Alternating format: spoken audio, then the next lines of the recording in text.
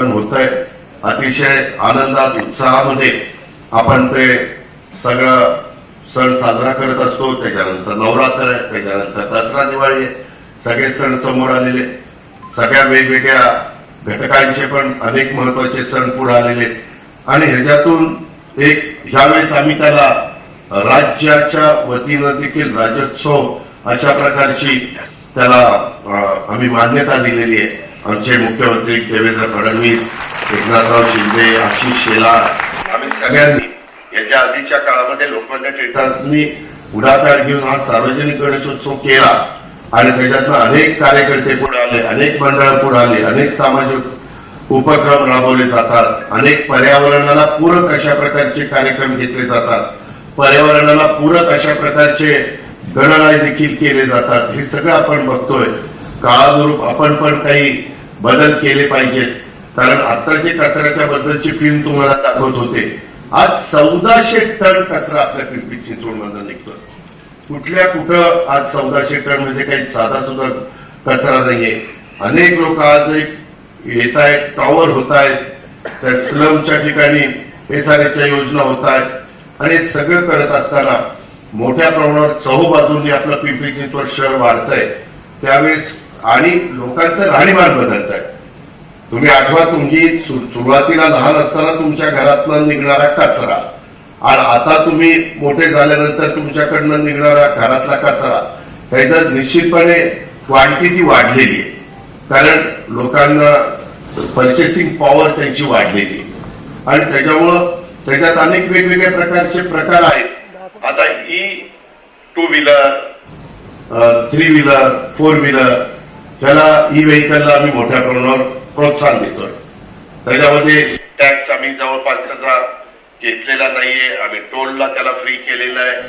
पण त्याची जी बॅटरी आहे, ती बॅटरी ज्यावेळेस निघणार आहे त्यावेळेस त्या बॅटरीची विल्हेवाट लावण्याचा यक्ष प्रश्न आपल्या सगळ्यांच्या समोर आहे.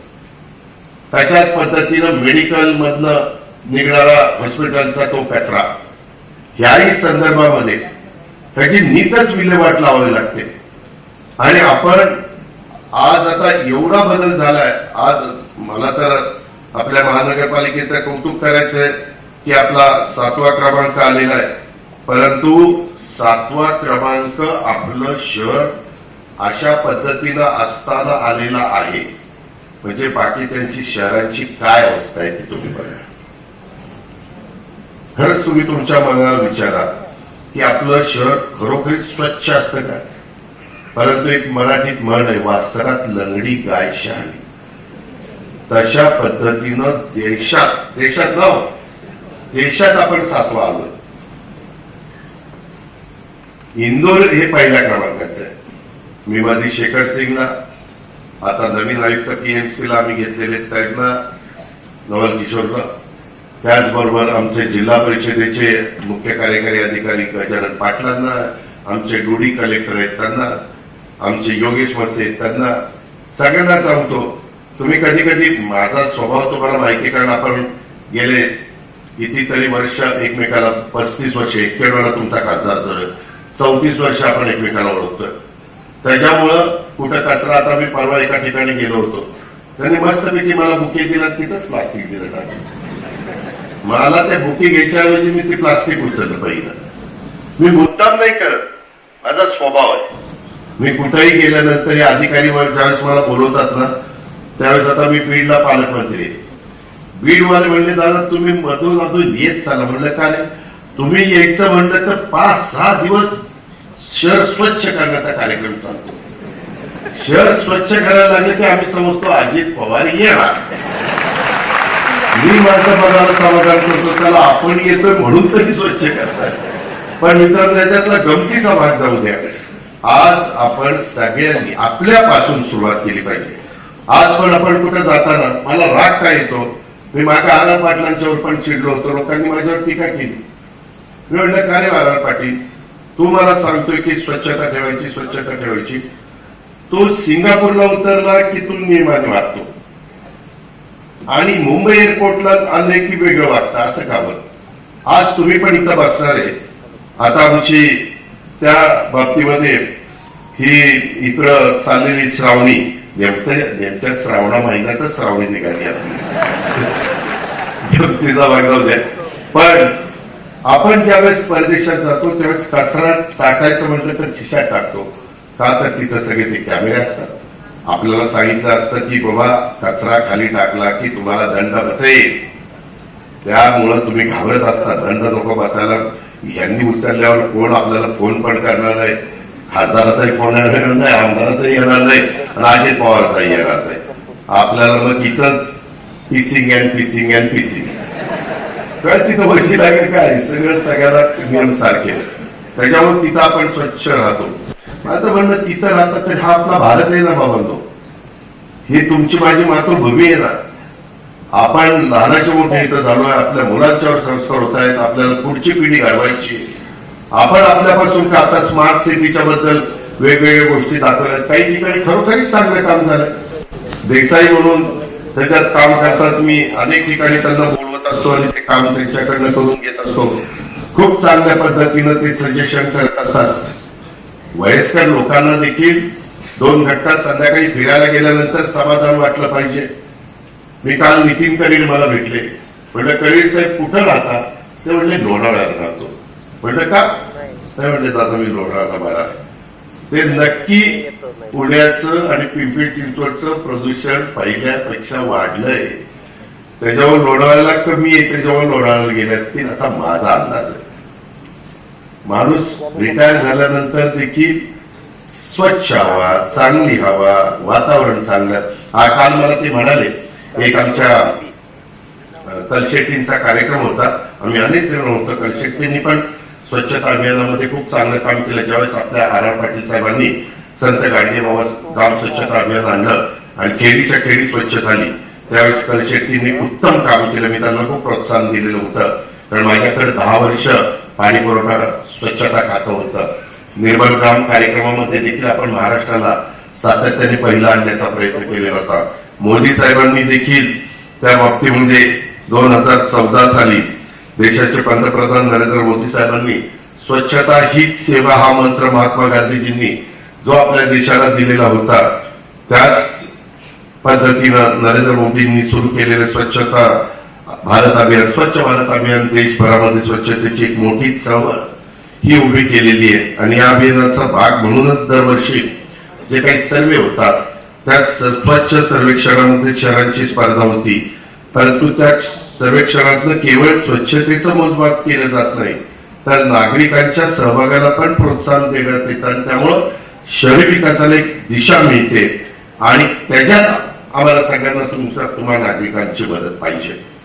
एकटे शेखर सिंग त्यांनी किती ठरवलं, किंवा त्यांच्या हाताखालच्या टीमने किती ठरवलं, किंवा माझ्या 1600 लाडक्या ज्या बहिणी आहेत, कंत्राटी कामगार आहेत, यांनी किती ठरवलं बंधू भगिनी, तरी ते शक्य नाही.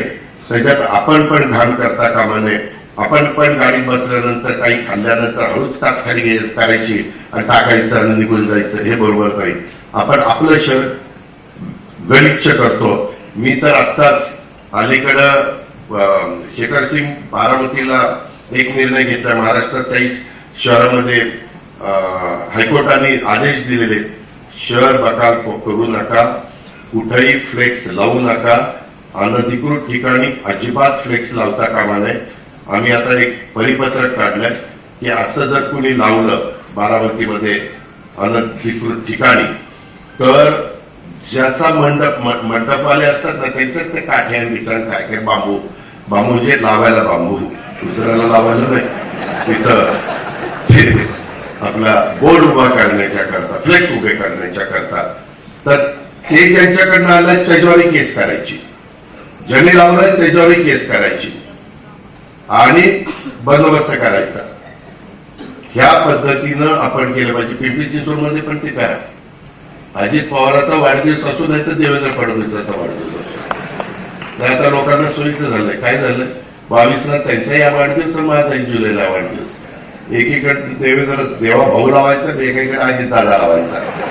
हार्दिक शुभेच्छा. आणि आमच्या 2 फोटोपेक्षा ज्याच्या शुभेच्छा आहे त्याचा फोटो ही यावा. आणि वाढदिवस कुणाचा आहे रे? देवा भाऊचा आहे का अजित दादाचा का तुझा आहे? पण त्याचा एकटा फोटो लावला तर कुणी मागणार नाही, म्हणून ह्याच्या दोघात याचा हे जे काही प्रकार चालतात हे जरा बंद करा. जिथं फ्लेक्सच्या जागा ठेवलेल्या तिथं लावा ना, ज्याच्यात दम आहे, ज्याच्यात काय लावायचंय, पैसे खर्च करायचे करा खर्च, पण त्याच्यामुळे आमचं शहर का बकार करतात. काय होतं, बोर्ड असे साईडला लावले समोर जर दिसलं नाही ना तर कधी कधी ऍक्सिडेंट होतात कारण नसताना, आणि एकदम अट्रॅक्टिव्ह बोर्ड दिसला तर एखादा 2 व्हीलर किंवा 4 व्हीलर वाला देखील गडबडतो आणि तिकडे बघत असताना ऍक्सिडेंट होतो. या गोष्टी फार बारकाईनं, मी मुद्दाम नाही सांगत, मी समाजाच्या भल्याकरता सांगतो. काम करणाऱ्याकडे लोक बघतच असतात, लोकांना सांगावं लागत नाही, पण उगीच काम न करता जे स्वतःचे जास्त बोर्ड लावतात ना, समजा ही बाबा काम करत नाही त्याच्यामुळे लोकांच्या मनात उतरवण्याकरता ही बोर्ड लावतो, आणि जे कमी बोर्ड लावतात ते लोकांच्यात काम करत असतात. त्याला माहित असतात मी रात्री 12ला त्याच्याकरता धावून जातो, काय मला बोर्ड लावायचे कारण हे आज लक्षात घ्या. त्याच्यामुळे तुम्ही पण मतदार आता पुढे मतदान करणार आहे, ज्याचे बोर्ड जास्त त्याचं बटन दाबू नका.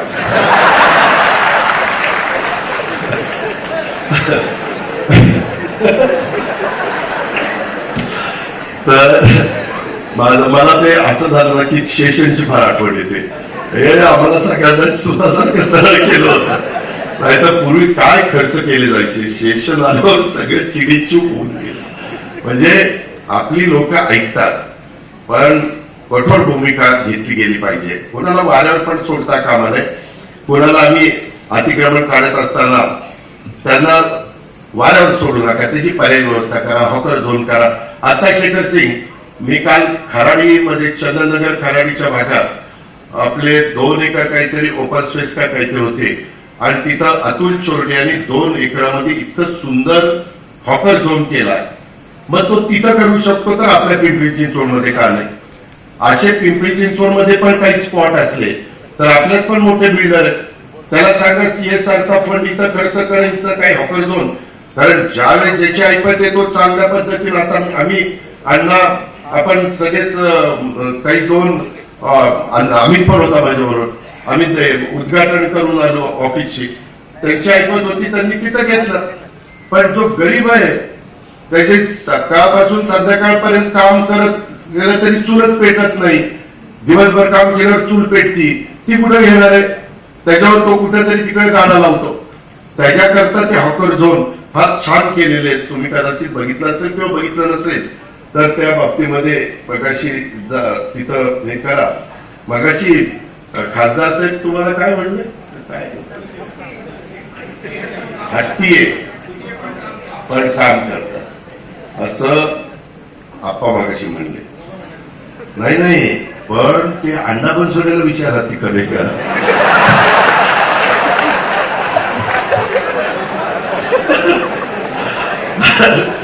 अशा पद्धतीनं, कारण खासदाराचे वेगळं मत, उपाध्यक्षाचं वेगळं मत, आमच्या अमितचं वेगळं मत, आमच्या उपाध्यक्षाचं वेगळं मत, शंकरचं वेगळं मत, आणि महेशचं तर आणखी वेगळं मत.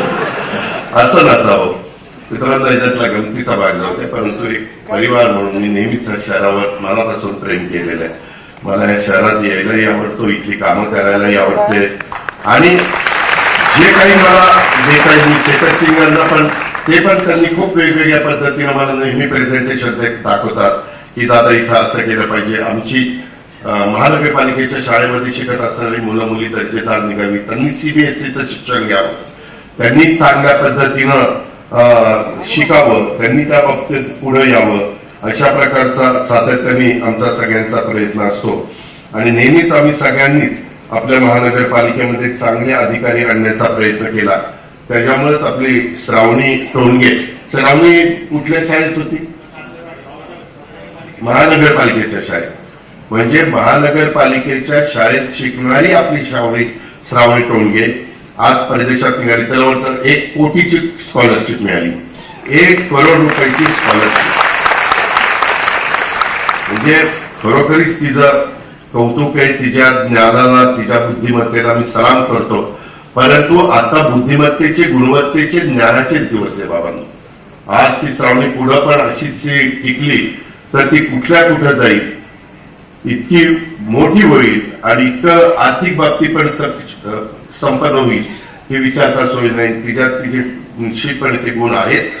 तिला तमाम माझ्या पिंपरी चिंचवडकरांच्याकडनं माझ्याकडनं शुभेच्छा. परंतु त्याचबरोबर आपण हिंजवडी असेल, आपण चाकण असेल, ह्या आजूबाजूच्याही भागातले काही महत्वाचे बदल हे आम्ही सगळेजण करतोय. तिथं भेटी देतोय, तिथं आता बदल होत आहेत. आपल्याला ती कोंडी सोडवल्याशिवाय, ट्रॅफिकची कोंडी सोडवल्याशिवाय तिथल्या दीड 2-2, 2.5 तास ज्यावेळेस माझ्या पिंपरी चिंचवड किंवा पुण्याच्या नागरिकांचा वाया जातो येण्या जाण्यामध्ये, त्यावेळेस अक्षरशः ते नर्वस होऊन जातात, नावमेद होतात, त्यांची सहनशीलता संपती. हे होता कामा नये.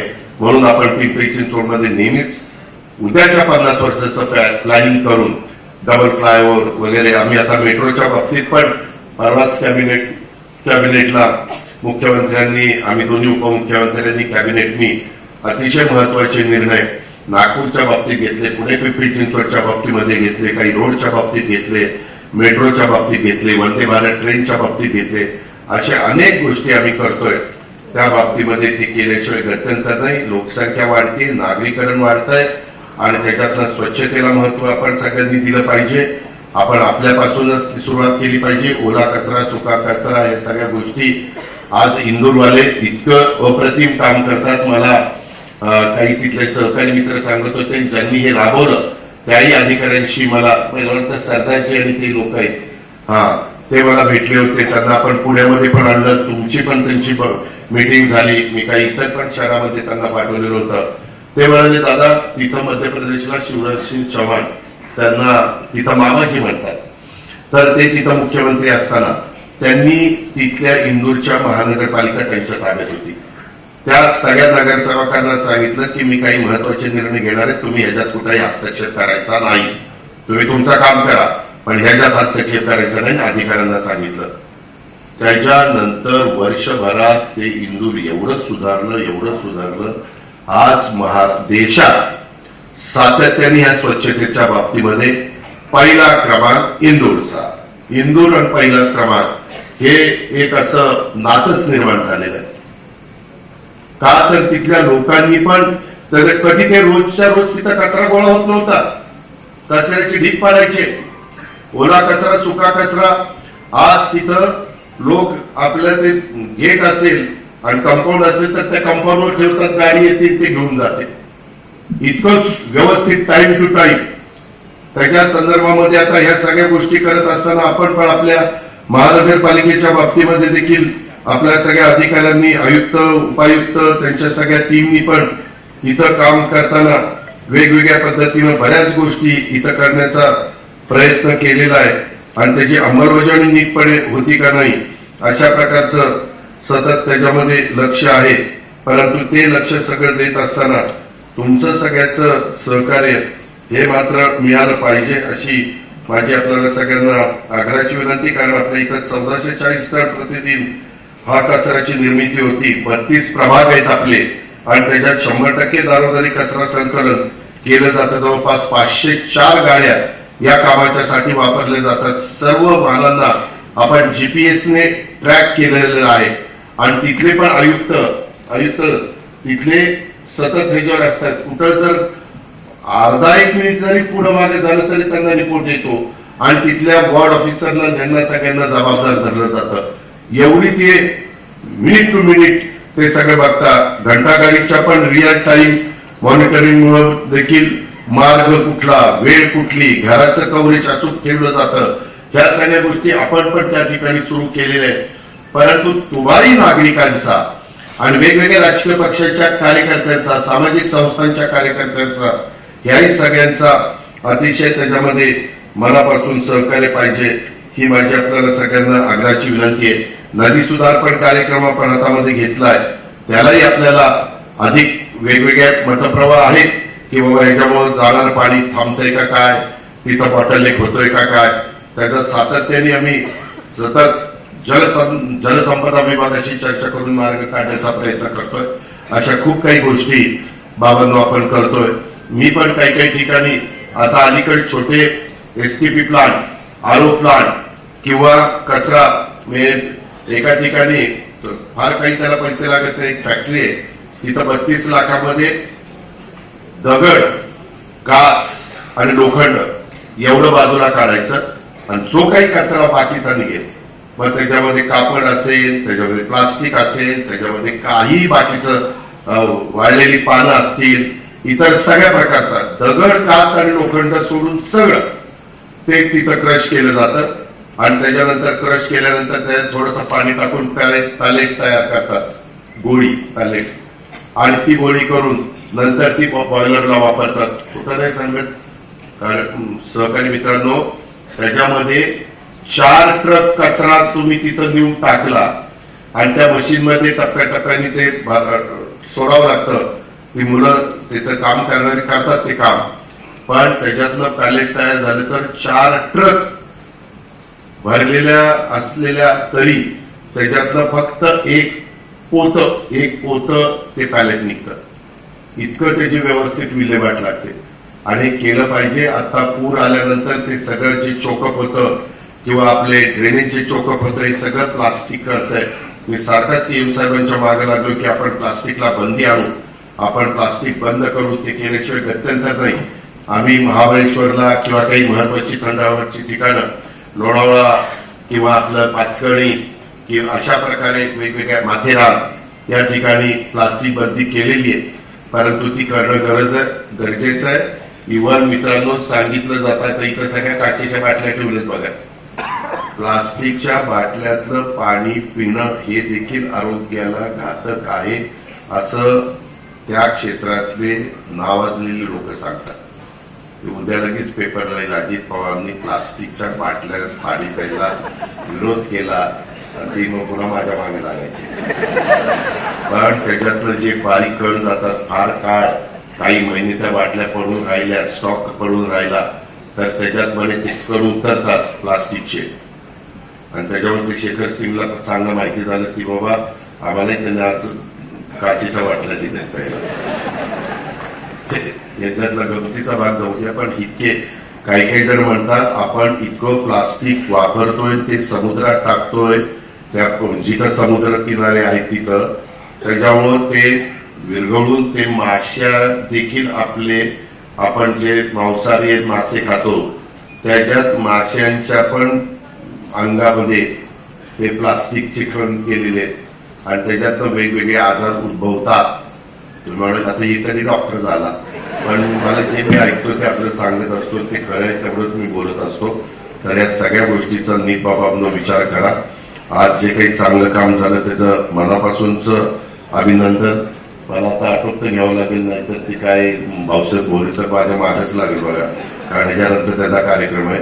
पिंपरी चिंचवड औद्योगिक शहर नाहीये तर एक स्वच्छ, जे औद्योगिक शहर आहेच, कामगार नगरी आहेच, कष्टकऱ्यांची नगरी, पण एक स्वच्छ हरित आणि समृद्ध शहर हे आपल्याला सगळ्यांना हे बनवायचं आहे. आपण एकत्रितपणे काम केलं तर स्वच्छ सर्वेक्षण 2025-26 मध्ये तुम्ही नक्कीच अव्वल स्थान मिळवू शकता. जर आपण सगळ्यांनी साथ दिली तर इंदूर तर पहिलं राहणारच आहे, यावरच तुम्हाला सांगतो. पण पहिल्या 3 मध्ये तरी शेखर सिंग आपलं आलं पाहिजे, ते 7व्यावरचं 3ऱ्यावर आलं पाहिजे, 2ऱ्यावर आलं पाहिजे. अशा पद्धतीनं आपण सगळेजण काम करू, हा विश्वास आपण बाळगूया आणि आजपासूनच कामाला लागूया. पिंपरी चिंचवड शहराच्या विकासासाठी राज्य सरकार म्हणजे आमचं महायुतीचं सरकार, देवेंद्रजी, एकनाथराव, आम्ही सगळे जी मदत लागेल ते सहकार्य लागेल ते देण्याची आम्हाला लोकांची तयारी आहे. अशा प्रकारचा शब्द देखील या कार्यक्रमाच्या निमित्तानं आपल्याला देतो.